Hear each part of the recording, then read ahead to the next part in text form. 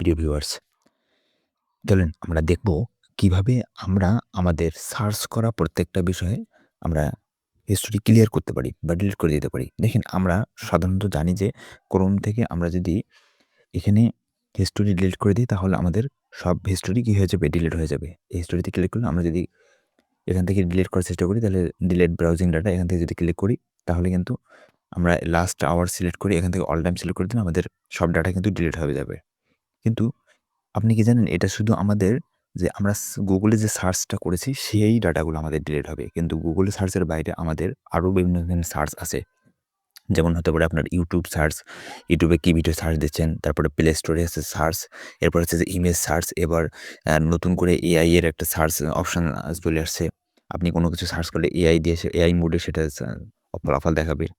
তো এরকম নানা ধরনের অপশন কিন্তু এখন নতুনভাবে চালু হয়েছে। আগে থেকে ছিল, কিছু নতুন এড হয়েছে। তো এই বিষয়গুলো আপনি কিভাবে ডিলিট করে দিবেন? তো এখান থেকে ডিলিট করলে আপনার সবগুলো বিষয় ডিলিট হবে না। ঠিক আছে? তো এইজন্য আপনাদেরকে কি করতে হবে?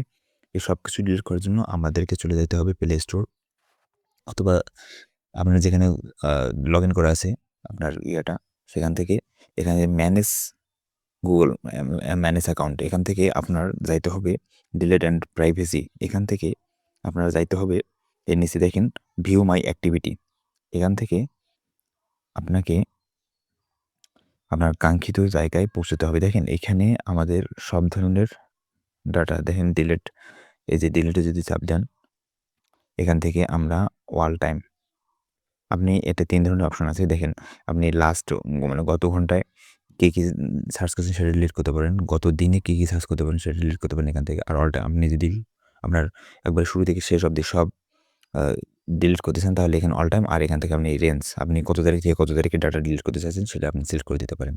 তো আমরা যদি অল টাইম ডাটা সিলেক্ট করি দেখেন এখান থেকে আপনার কতগুলো অপশন আসছে দেখেন ১৩ টা প্রোডাক্ট আছে গুগলের।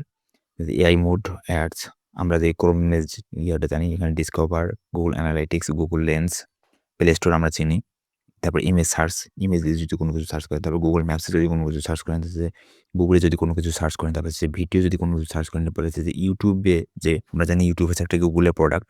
তো ইউটিউবে এই সবগুলো আপনি এখান থেকে একবারে ডিলিট করতে পারবেন। ঠিক আছে? আপনি যদি কোনটা না চান তাহলে ওখানে ক্লিক করে এখানে চেক মার্কটাও তুলে দিতে পারেন। ঠিক আছে? তো এখান থেকে এই যে নেক্সট অপশনে যদি আপনি ক্লিক করেন, তাহলে এখান থেকে আপনার এই যে ডিলিট অপশনে চাপ দিলে আপনার সবকিছু কিন্তু ডিলিট হয়ে যাবে। তখন সেক্ষেত্রে আপনার আর কোনো থাকতেছে না, হিস্টোরি থাকতেছে না। ঠিক আছে? তো এখান থেকে আপনারা যখন ডিলিট করবেন তখন এখান থেকে ডিলিটগুলো করবেন তাহলে আপনি সেফ থাকবেন। অন্যথায় আপনি কিন্তু সেফ থাকতেছেন না। শুধু ক্রোম ব্রাউজারে ডিলিট করে হিস্টোরি ডিলিট করে আপনি কিন্তু সেফ থাকতেছেন না। ব্যাপারটা মাথায় রাখবেন। তো আশা করি আপনারা বুঝতে পেরেছেন। ধন্যবাদ সবাইকে।